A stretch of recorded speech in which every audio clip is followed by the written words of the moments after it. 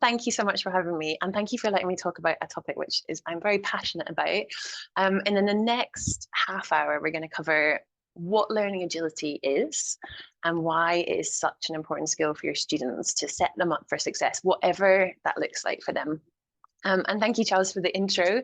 Yes, I am a senior consultant with Gradconsult, and I am a learning and development specialist. I've worked in L&D for many years. And for a number of those years, I focused on leadership and management development, which I still love and I still do. But I'm very passionate about growing and developing the leaders of the future and supporting these talent pipelines that are so crucial to us all.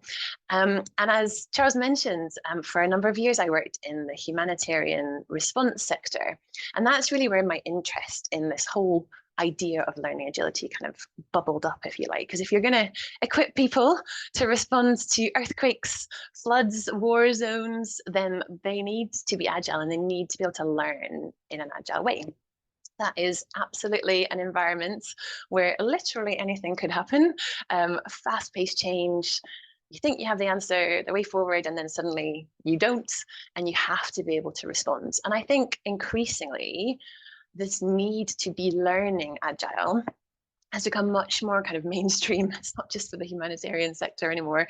It's not just relevant, but I think it's crucial across all sectors, in all businesses, in entrepreneurship.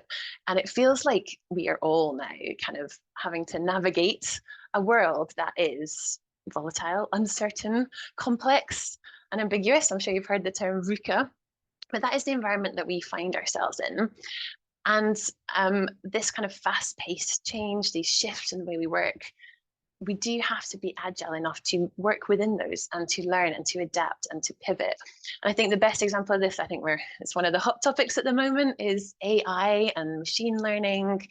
You know, with every single different client that I work with, including leaders in the careers and employability space, we've had these really fascinating debates about the impact of these changes. You know, I think it was yesterday I was reading a blog about how hybrid human AI writing is just going to become the norm.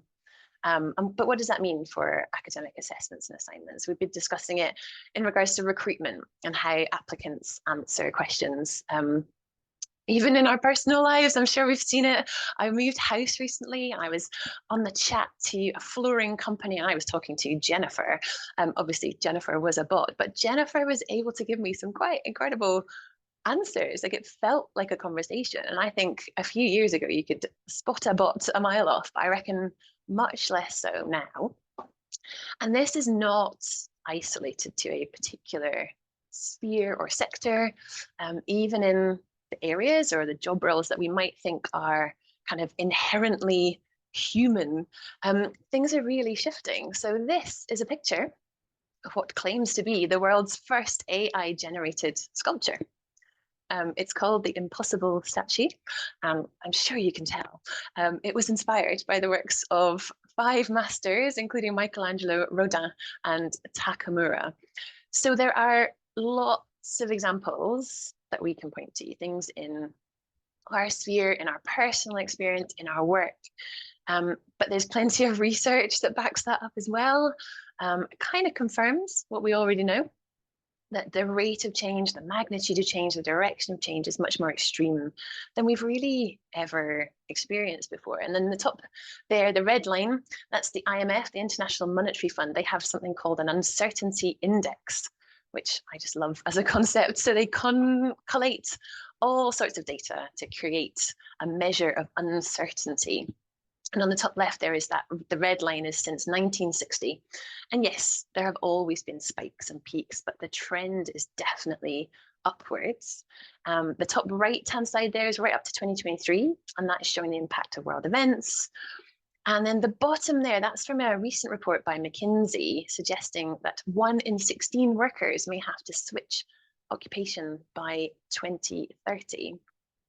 And I think, and probably all of us have heard the very famous quote that came from a report published by Dell Technologies and authored by the Institute for the Future, that stated that 85% of the jobs that will exist in 2030 haven't even been invented yet. Kind of an alarming stat. I think it has been sort of unpicked and maybe has unraveled slightly, but even if that might be a little bit exaggerated, there is truth there that shouldn't be ignored.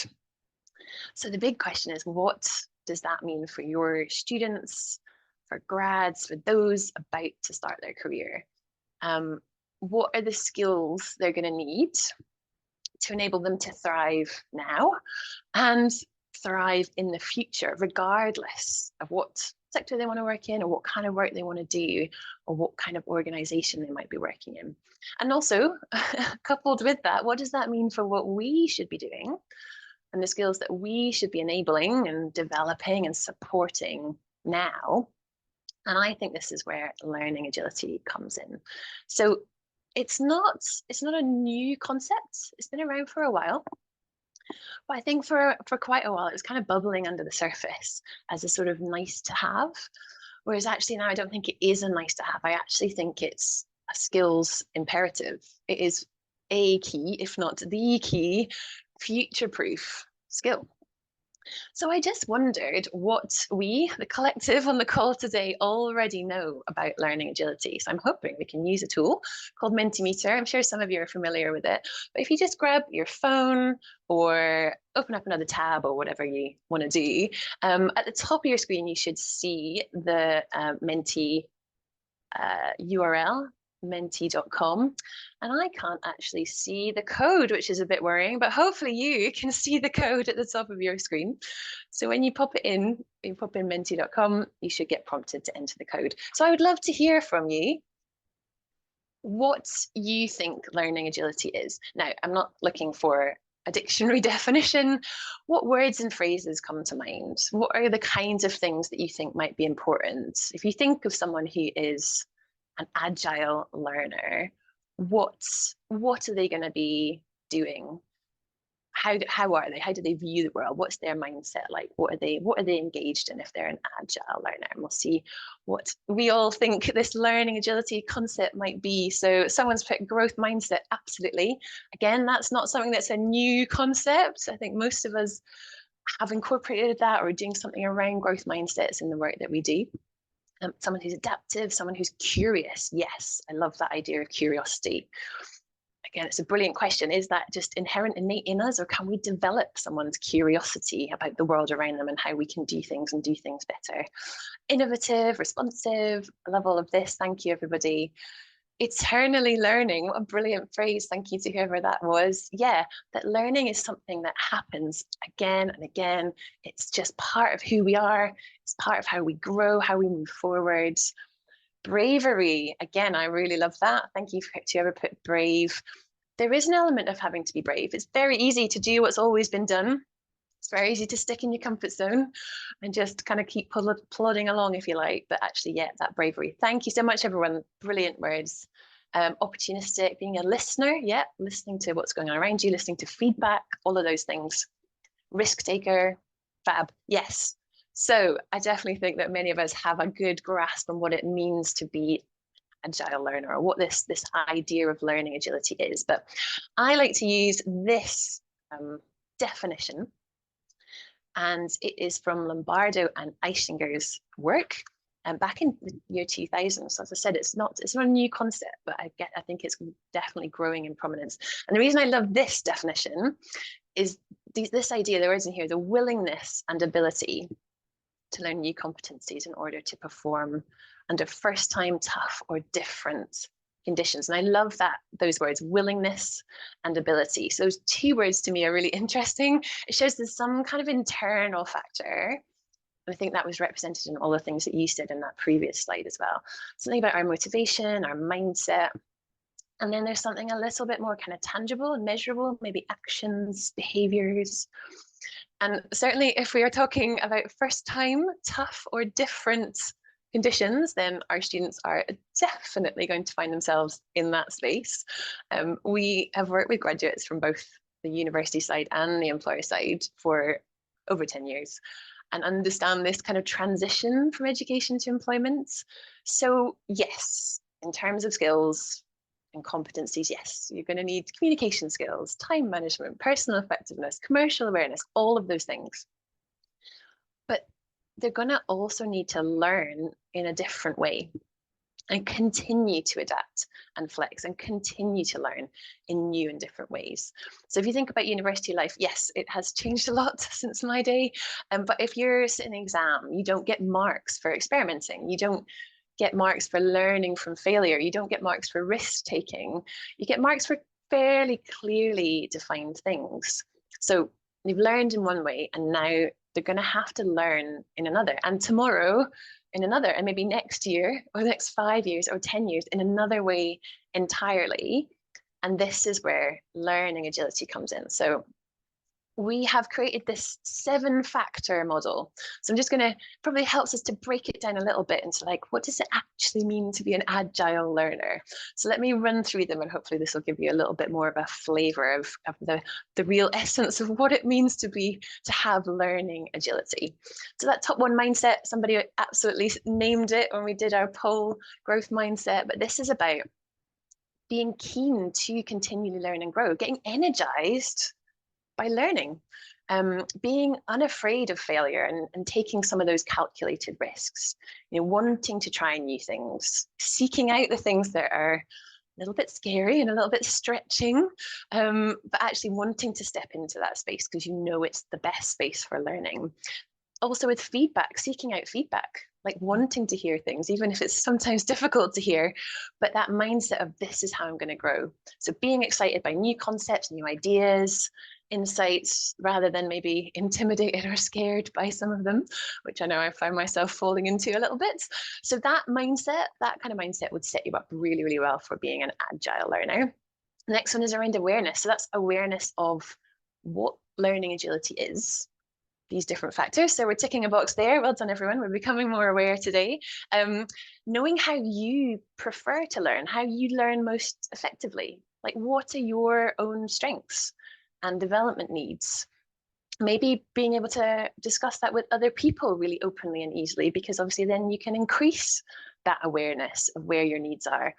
Understanding how you like to learn and where you like to learn and how you do that most effectively. And I think reflection and involving other people in that is really, really important. Next one, habits. So this is about learning being absolutely an integral part of just everyday life. So we use this phrase that someone has reached a level of unconscious competence. So you just do it without thinking. It's organic, it's self-driven, it's on a daily basis. You're just learning things in different ways, both formally and informally. So that's, coming on the Employability Lab, listening to that podcast, talking to a colleague about an article you've read, signing up for a qualification. It's all these things that happen as part of a habit of everyday life, being kind of ingrained in just how you live your life and how you interact with the world. So number 4, flexibility, being able to learn in different ways. We all have our preferences. I'm sure we've all sat in training programs and had moments where we're like, oh, this feels uncomfortable. I don't want to do that. Most of it is when we're asked to do like a role play or something. But everybody has a preference. But actually, if you're able to flex that and learn in a variety of ways, again, both formal and informal, questioning, networking, observing other people, signing up for a course, getting feedback, whatever it is, that flexibility, becoming less uncomfortable with the ways that are a little bit less natural to you and being able to flex is really important. Experimentation, we've already talked about, trying new things, suggesting new ways of working, looking for ways to innovate or improve, someone who really likes to pilot something new or experiment, and who's actually okay with failing and learning from that failing and growing and trying again. And again, I'd be interesting to do a little bit of self-reflection, like in reality, like it's something that I know I like to say, but am I really comfortable with that? Like if I knew I might fail at something, how would I feel about that? So again, embracing that experimentation. Second to last, speed. So this isn't about kind of cognitive speed. This is about picking up new trends and knowledge ahead of other people. And again, particularly important in the fast-paced change in the world of work. So seeing changes kind of coming before they arrive, scanning the horizon, responding to those new insights quickly, trying things out quickly, not sort of sitting on it, sifting out quickly what's helpful and what's not, and quickly taking steps to action that and to try things out. So that's what we mean by speed. And finally, and this is the one that I'm really fascinated by at the moment, how often do you reflect on what you have to unlearn. So this is another really key element of learning agility. So thinking about the knowledge and behaviors and attitudes and approaches that are no longer helpful in your current role or as you move forward. And it's that whole idea of what got you here will not get you there. So practicing what we call organized abandonment. So that's not just gradually over time letting these things drop away, but actually consciously thinking like, what is holding me back here? What do I need to stop doing? What do I need to unlearn in terms of my behaviors or my knowledge? The things that are no longer useful. And again, discussing that with other people as a really conscious process rather than something that just happens naturally. So those are our 7 elements, and hopefully that's helped you to kind of unpick it a little bit and dig a little bit deeper into what this whole idea of learning agility is and what we mean by it. And I said at the start, didn't I, that I really like the definition because it talked about willingness and ability. So we've actually grouped the 7 elements into internal elements, like what I think and feel, the external ones, what I do, and then this kind of capability ones, or the impact or outcome that it has. So that's how we would kind of unpack what it means to be an agile learner. And I think just briefly, it'd be really helpful to kind of move into the practical stuff. So that's great, but how do we enable our students to build these skills and competencies and abilities to become an agile learner? Now, once again, I would love us to jump back onto our Menti and actually hear what are you already doing to support this? So again, you might not label it learning agility, but it might be different elements that you are looking at and doing activities or embedding elements in the curriculum or whatever it is that will support students to develop these elements of learning agility. So if you're already doing something, please pop it into Menti and share it. It's always really useful to get insights from across the group. And as I said, it doesn't have to be a label of learning agility, but maybe you're promoting experimentation, or maybe you're helping people becoming more aware about how they like to learn and different ways of learning, whatever it is. And I guess if you're not already doing anything in this area, then, get your creative brain working. What could you do? Now you've seen that list of 7 elements. What could you do with your students? What could you provide or support or embed that might support this idea of learning agility and developing a greater level of learning agility? So what we got? Great, we've got some good stuff coming in. Questions? Yes, asking students to dig into their own self-awareness. Absolutely.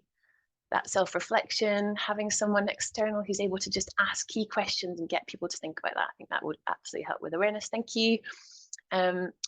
Somebody's cultivating these concepts in curriculum in year 1 workshops. Excellent. And revisiting them across the subsequent years. Brilliant. One of our graduate attributes is always learning. Yes. So that is that habit. It should become part of just how you live your life and how you're constantly looking to grow and learn. Experiential learning opportunities. Yes. I do definitely believe that if you can give someone safe space to try this stuff, to genuinely experiment, to really be okay to fail and maybe, learn from that, then I think that is incredibly valuable. So there's loads of really useful things here. Let me just scroll down a little bit. Creating a safe space for experimentation. Absolutely. Exactly what we've just said. Admitting your own failures. Yeah, normalizing that. Normalizing the fact, oh yeah, I messed up, but this is what I learned from it. And that can be really great. Yet another one for experiential learning. Industry challenges where students work in multidisciplinary groups, giving the opportunity to work with students from different mindsets, backgrounds, ages, and cultures. I love that. So again, that's going to raise your awareness. You're going to be learning from other people. It's going to help you maybe to step into some of these areas of kind of experimentation and taking calculated risks because you're with other people who are maybe looking at it differently. Brilliant. Thank you so much, everyone, for that. Hopefully you have also got a few ideas and maybe some inspiration about how you could do this. I've got a few suggestions, but I think the ones on the screen are probably better. Maybe things like projects to encourage experimentation. So again, as somebody has already said, setting up opportunity to allow your students to bring their immense creativity into play to solve some real world problems and give them that freedom, get it right, get it wrong, or somewhere in between. Increase that self-awareness, exactly as somebody said in our mentee. If your students are supported to understand themselves, their strengths, their learning preferences, their fears, maybe about letting go of those outdated strategies or getting it wrong, that's going to help them to step out more and take a more agile approach. Stretch projects, challenges, competitions, the things that foster that behavior that underpin learning agility, and try and do it in a fun and creative way. Again, it needs to be engaging. So I don't know, like the Say Yes More challenge, which helps people to kind of step outside of that comfort zone a little bit more. Peer-to-peer coaching, I think, is a really useful one. Reflection opportunities. So again, some of the things that some of you have put in the mentee, really, really helpful ways to learn from other people. Maybe some like master classes, I don't know, hearing from leaders in the real world about how they approach their learning and what they've learned from past failures.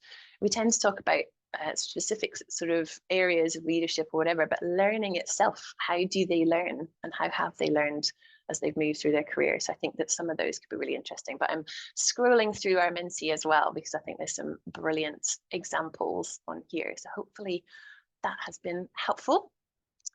And it is not just the research, it's not just us saying this. Employers are also really starting to kind of realize that this whole idea of learning agility is a really key skill. And this is actually a poll from just last week at an ISE, or Institute of Student Employers event.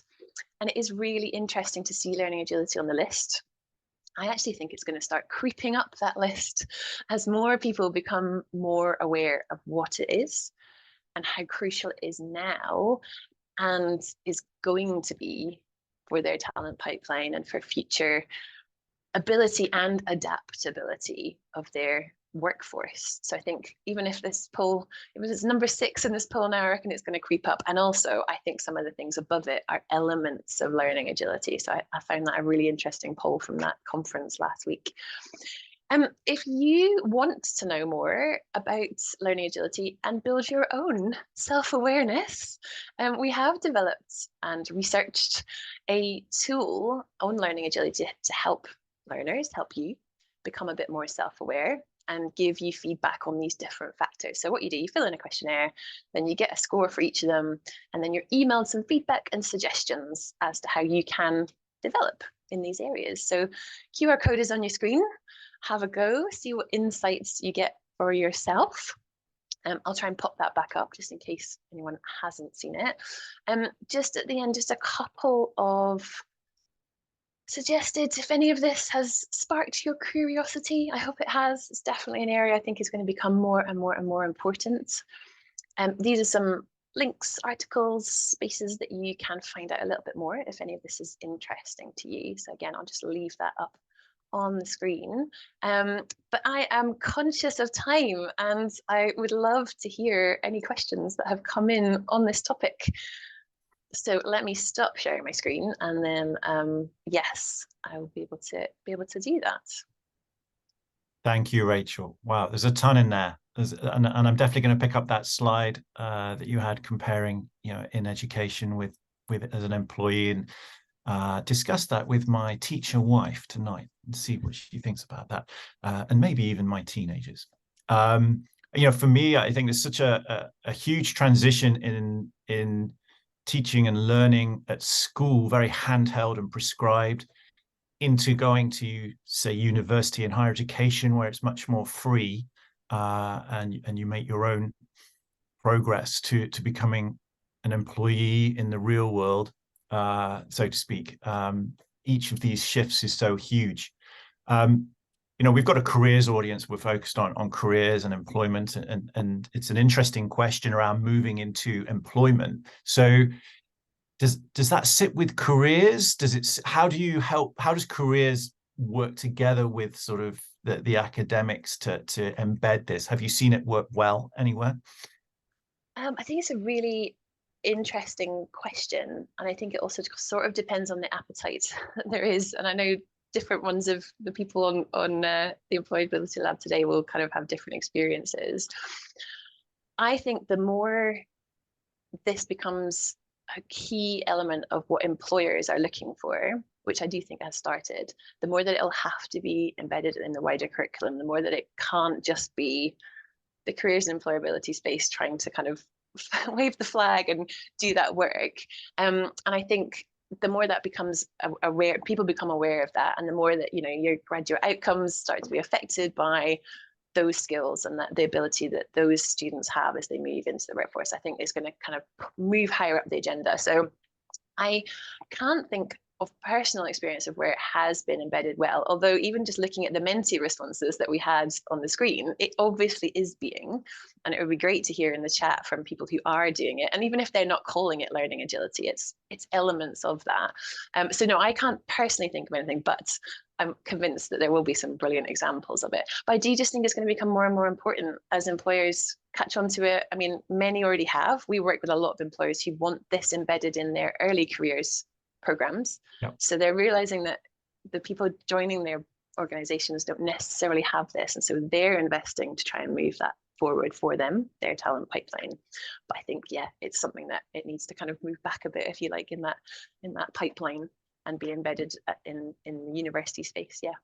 Certainly employers talking about it and maybe coming in and running sessions and helping to push that message into universities from the top end there is really helpful. I think there's a certain amount of listening to employers, maybe more than an internal voices.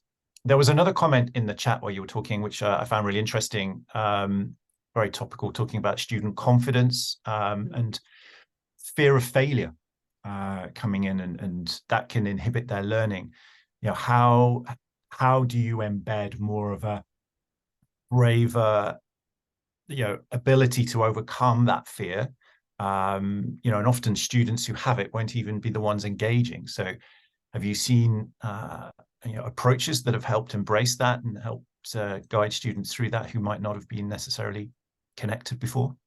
Yeah, and I think you're right. That's the fear of failure, and you have to eradicate that fear factor. And again, some people were saying that in the Vinci, that it's about that creating that safe space when it genuinely is not going to negatively impact you if you fail, but actually you can experience the positives of failing and learning, and what that is quite unique in terms of learning and what that can bring you. But unless we can give students the opportunity to do that in a genuinely safe space, it's very difficult for them to then kind of take that confidence with them. It's hard, very hard to do that when the stakes are high, or they think actually they're going to be criticized for it, or they'll be negatively affected.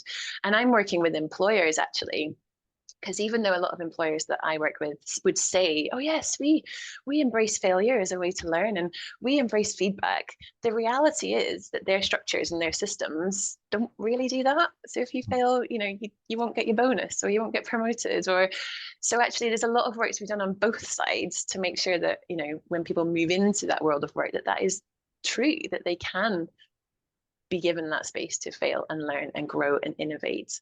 But yeah, I think it is all about that safety. So again, how that is done, gosh, it's a great question. I do think it has to be more embedded. But again, if you're kind of talking about there being, I don't know, marks for that, or, you know, being assessed on that, then again, I think that starts to take away a little bit of that element of safety and that genuine ability to just experiment and experience that.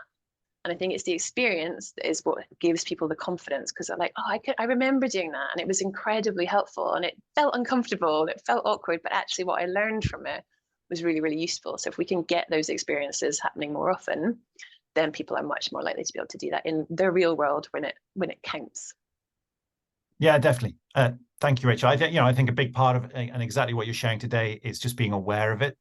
That awareness is the first stage to helping everyone, you know, progress and a more accessible environment for learning agility. Thank you.